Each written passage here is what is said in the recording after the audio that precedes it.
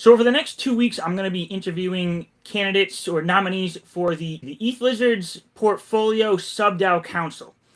Um, I will be taking about half of the nominees, and Artemis will be taking the other half. I will leave a link down below for Artemis's channel. I will also leave links down below for whichever guest I have, JP today, and as well as some Ethlizards links. So we're gonna get started right away. JP, please introduce yourself. Tell us a little about your background and what led you to Ethlizards. Yeah, hey guys. So as he said, I'm JP. I'm the CEO and one of the founders of a GameFi platform called Arcade. A little bit about my background: I have been in the investing space for over a decade. I started around 2010 and was initially in primarily biotech and like just fintechs and tech startups, right? So small caps. And so what I really enjoyed about the equities market at the time was being able to do the research and the due diligence of these smaller projects and not just like blindly throw money at the S&P 500 and just like hope for the best type thing. I really liked the higher risk, higher reward plays. So around 2015, 2016, when I really started to get more into crypto, that was my initial draw to this industry, was that it was an emerging market. It was, a higher risk, higher reward industry with a lot of really cool technology coming into it. Um, and so I pretty much have been full-time crypto since 2015. And I've been a gamer my entire life, right? So when I started to see NFTs come about just a few years ago, that was when a lot of us had that light bulb moment where we realized that okay, a lot of our favorite things, the kind of emerging market technology of blockchain, the financial independence of blockchain, and the ability for gaming to in the in-game economies that we already see today to really go on chain and create new opportunities and new growth factors for the things that we love. That was super exciting for me, and that's kind of what sparked the interest for Arcade. And the rest, as it were, is history, right? We've been doing Arcade for a little over year and a half, I guess. Looking at my watch, it feels like time has flown, but yeah, I guess about 2 years we've been doing Arcade full time. And what brought me to Ethlizards, actually kind of an interesting story. Part of my inspiration for why I really love the art, and I think I put this in the nomination as well. So there's a picture, is why I mentioned that. But so my gamer tag in Xbox and playing just games throughout my entire life has been one angry gecko. That's been my gamer tag my entire life. I have like a little gecko image that I use like with that name because I used to do like some streaming and stuff like that.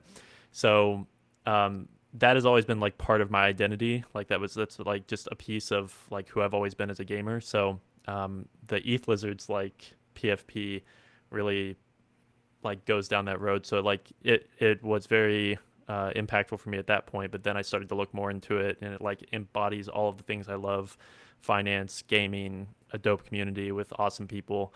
And then I've just been really all in since I and then just Annie coming into the position. I have the utmost respect for Annie and who he is as a person. So that really solidified my interest and why I'm so passionate about this community. Awesome, awesome. So, what made you want to run for this council, and what kind of sets you apart? Why should people vote for you for this spot? Yeah. So uh, I wanted to run because I think that I do. So I am a fairly busy person, but I am full time in Web3. So my focus is not divided with like another 9 to 5 job or something like that that needs to like take me away from this industry.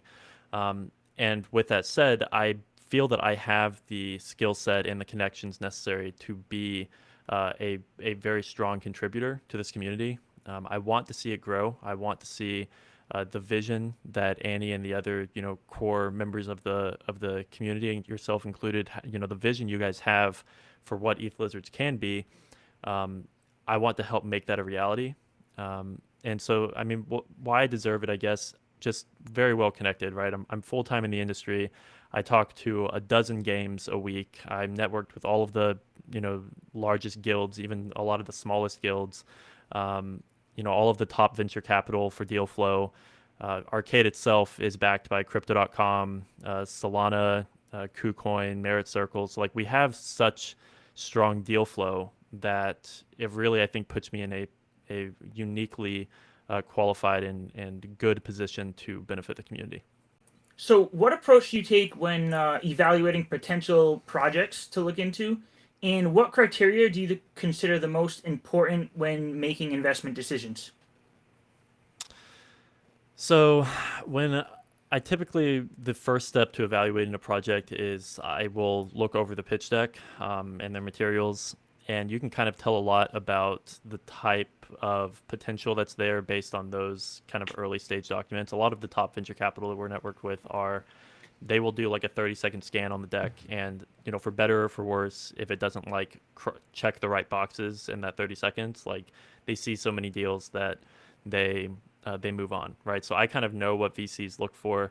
And so when I'm evaluating a project, because typically if I'm working with that project, it's because they want help networking with other venture capital and such. So I have to look at it through the lens of what a VC is going to want to see.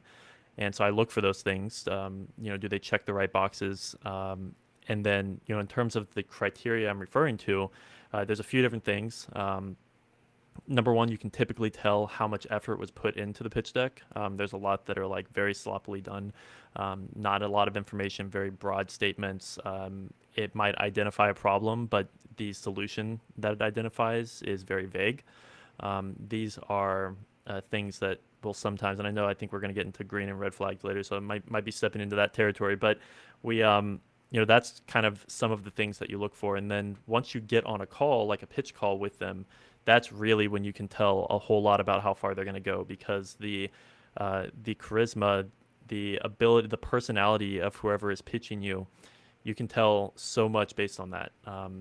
If they are very ill prepared or not able to present their project well, I already know that they're going to get in front of 100 VCs and everyone else is going to see the exact same thing. And there's just so much competition out there that you have to be very, very on point with your pitch. It has to be nailed down and perfect. And if you mess that up, those first impressions are hard to win back. So those are some of the things that I guess I look for as like a step one. Okay. And so yeah, more specifically, are there any like specific red flags that you look for? And then on the same note, what are the green flags you look for? And are there any like non-negotiables that you would have?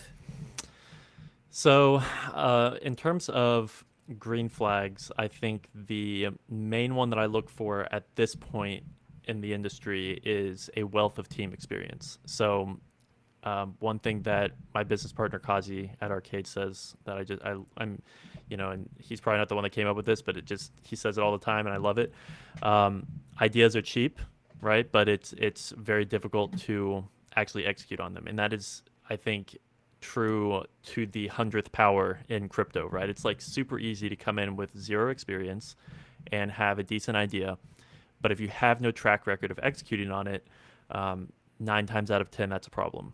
So, ideas are great, but if you have zero team experience, zero real world business experience, and I'm all for giving people this is their first venture and they're trying to make a name for themselves. Like that's one thing, but then come with other qualifiers, right? Like you went to a prestigious school, or like you have tons of great education or experience in business, in other ways. But if you're just coming in as a crypto degen that has a good idea but no idea how to run a business, that shows very quickly. So I would say team experience is kind of, I guess I kind of covered a red flag there also, but that's kind of the green flag. Like if you have a strong team, we're starting to see games with developers that are like Epic Games, or like built stuff for Ubisoft, or like spent 10 years at Sony. Like we're starting to see that caliber of people stepping into the space, and that is a huge green flag if you come in with a team that has that kind of experience.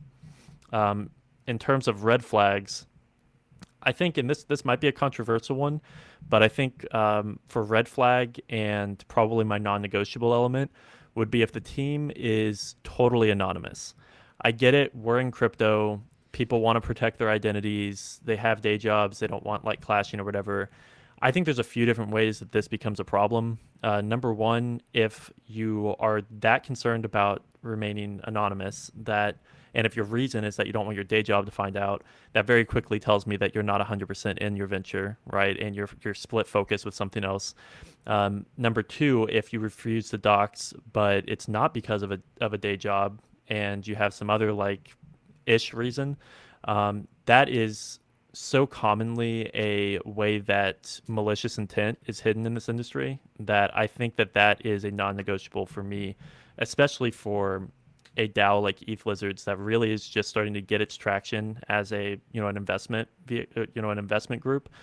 We can't afford to take those risks, right? Like, you're going to hit rugs and scams when you allow yourself to enter into that type of arrangement with fully anonymous teams. Okay. Yeah, that makes sense. So this next question, you already kind of touched on it, but I want to give you a chance to respond, because I want to ask the same questions to every nominee here. Yeah, sorry, I rant a little bit, so I'll try to. Yeah, no, that's fine. That's fine. It might be a quick one here. But the next question is, what do you value most in a new project? And do you value more team experience versus the scope of the project?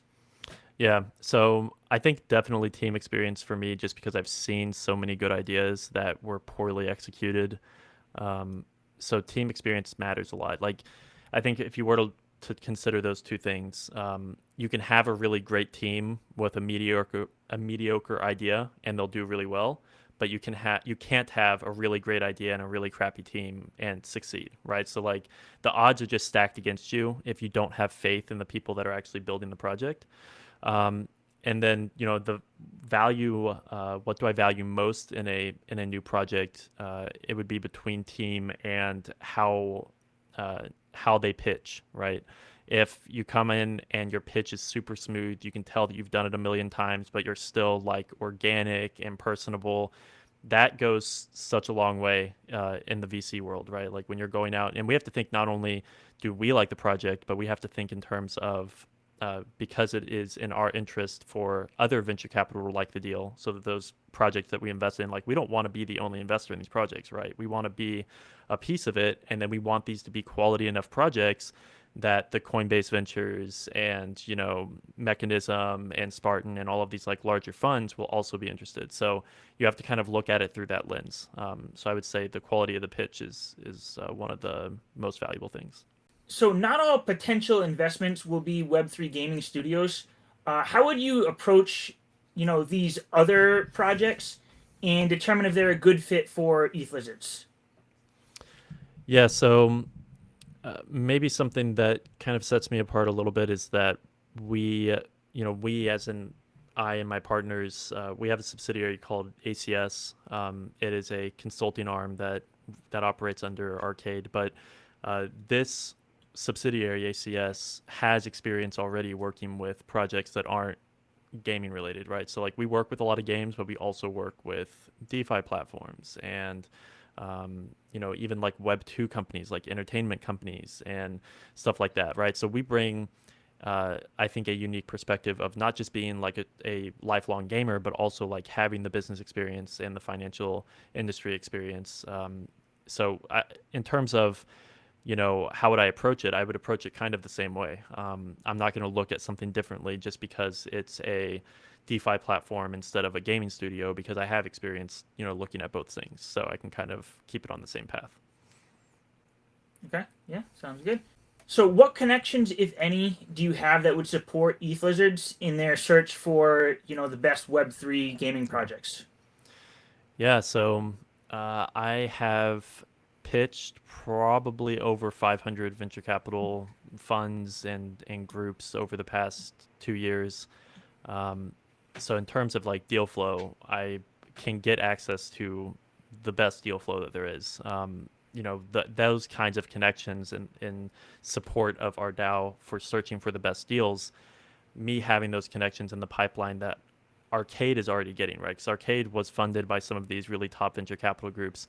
Because of the nature of how Arcade works, we need to identify games early to deploy money into the NFTs so that we can run the mission pools, right? We don't have to go down that rabbit hole. But because we're already getting access to those top high quality games that are in early production, I can take those same deal flow and connections and also bring it back to the Ethlizards DAO and say, hey, here's a project that Crypto.com brought Arcade.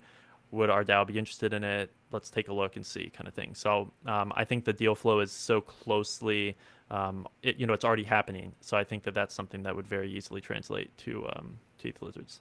So next question we have here. So given that the duration of the council term is six months, so we're in Epoch 2, this will be a 6-month council run here. What's your plan to make a meaningful impact in that short time frame? And what strategies would you employ to maximize the DAO's growth and success, during your tenure? Yeah, so I think that Ethlizards is kind of flying a little bit under the radar at the moment. It is known within a small number of communities, but I think that there is work that can be done to network with larger communities and have stronger pipeline relationships with other venture capital, other game guilds, other games. So part of what I would focus on during the 6-month term would be networking for the DAO and getting the right introductions in place. Actually, something that already just happened recently. I wasn't able to go because I got sick, but Annie and I were going to go to a kind of like an event that was being held by Outshine Ventures in Charlotte because he and I live fairly close to each other. So we were going to go out to that networking event together. He went. I introduced him via a group chat to some VCs before he went out there, and he said that he made some great connections, right? So like those types of things that I'm already doing just as a friend of Annie and because I respect the community and care about the community, but I would just do more of those things and set aside extra time for like networking, introduction to additional VCs and stuff like that, even if it's not for direct investment in Ethlizards, which is still something that we can work on the side, but just more importantly, so that we have the deal flow, right? They know that we're a quality group of investors in the Web3 gaming space, in the Web3 space in general, and we can bring that kind of quality to the cap table of new projects and really kind of, we want to establish ourselves as a tier one, right? We don't want to be just some like random small group with small tickets. Like it's okay for a tier one to have smaller tickets, but we want to be like of a very high value proposition, very high, the kind of value we can add to projects that get added to our investment, decision making process. We want to make sure that we're putting our best foot forward there. So it would be a lot of networking, I think. Okay. So if you happen to get through these 6 months and couldn't find the right project for an investment, could that still be a successful Epoch? I would say so. I think that's kind of a difficult one to answer because you should. Well, the stance I'm not going to take is that we should invest in something just because the epoch's coming to an end and we need to get an investment in, right? But so we should never settle for lower quality investments just because we want to spray and pray, right? That's what a lot of people did during the last bull run. They were like, okay, let's grab, 5 projects doing the exact same thing, split a little bit of money between all 5 of them. Something's going to hit, the other 4 might die. That's not really, I think, the strategy that this community wants, right? We want to have a community of maybe we write 3 or 4 tickets a year, but it's in really high quality products and really high quality teams. So, in the next 6 months, that's half a year. I would say I would be disappointed in myself and this council if we're unable to source a deal during that period of time, because I do believe that it's unlikely that we're going to look at it's unlikely we're going to look at all of these projects and none of them are going to be a good fit, I think, right? So like I think it would reflect a little bit of as like laziness almost, right? If we weren't able to land a deal, but at the same time, let's not lower our standards just to get a deal through. I just think there are enough quality projects out there building right now that we will land deals, even if it's few and far between, just to make sure that we uphold the quality and make sure our money goes as far as possible. Awesome. Yeah, I'm definitely looking forward to that. I'm sure everybody in the community is seeing what you guys can come up with. Are there any potential conflicts of interest that may affect your ability to make any unbiased decisions for the council? I think looking at it So if I were to look at it kind of from an outside perspective, objectively, I'd say that my involvement with Arcade and Arcade Consultant Services could be a conflict of interest if it's not handled correctly. I am personally advising projects, right? So like I'm working with Web3 companies. It would be, inappropriate for me to just take clients I advise and say and push them through for an investment just because I have the ability to do so. So I think there could be a conflict of interest if I am not, professional about it. But I want the community to know that yes, I do have a lot of irons in the fire. I'm working with a lot of different teams. I'm on Illuvium's council. I'm working with Arcade. I'm working with 15 different clients that ACS consults with, and people just need to trust, and hopefully I can prove to the community that that I have a moral way of going about it, that I'm not just going to kick project in just because it benefits another side of my Web3 interest. Awesome. All right, so down to our last question here. This is going pretty quick. I like it. It's going to be nice and short for the people like shorter videos, so trying to keep it. Yeah, honestly, I was hoping for under 25 minutes, so I think we're doing great. But yeah, so I guess just any final comments, anything else that you wanna say, you want to bring to the table for the viewers. Like why should they vote for you? Yeah. So, I think there are a lot of really strong candidates. I looked through every single person's nomination, lots of really strong people. So I know that whoever gets elected to this position, it's going to be a really strong council. I think what puts me in a unique position is just the connections that I do have to the industry already, right? I saw a lot of people that have, lots of gaming experience, maybe traditional finance experience, business experience, all of that stuff is important because it makes you able to analyze deals better. But having someone like myself that can bring hopefully a very strong deal flow and present us with new opportunities without having to, so you want to I want to hopefully put us in a position to where the best deals are coming to us through pipelines that I've already created, rather than the portfolio sub-DAO council having to spend all of its time going out and trying to find the deals because they don't have those strong pipelines already, established. So I believe that I will be able to contribute in that way and provide strong connections and networking in that pipeline. So I think that, in combination with the other talent that's being presented with the other nominees, we'll be able to have a really strong council. So, and then in conclusion, just really appreciate your time, Jay, for putting this together and caring enough about the community to host these and make sure that candidates get their opportunity to say their piece. Yeah, and I'm definitely looking forward to talking to a couple more of the candidates. The voting will take place between June 4th and June 11th. Between now and June 3rd, I should be talking to about 3 to 5 more of these candidates. Again, I'll leave links down below, links to Artemis's channel, links to Ethlizards, and feel free to leave any comments down below, even for JP. I'm sure JP will come back and look at the comments on this video. I'm sure he'd be willing to answer anything you have. But that's it. Yeah. Thanks for watching. And I think, sorry, Nick, I was just gonna say, it's one last thing, just to echo your last point. Tag me in the Discord, because I'm in the Ethlizards Discord every day. Tag me in the underground. Say, hey, I watched this. I have a question for you. Just literally tag me and ask, and I'll see it and I'll answer. I'm an open book, and I love to hear from you guys. So feel free to ask me any follow-up questions that you have. Awesome. Well, JP, thanks for coming on. Thanks for spilling your guts to the community here. Appreciate it. Yeah. I'll catch you around. Guys. Good luck. All right. Thanks, guys. Bye.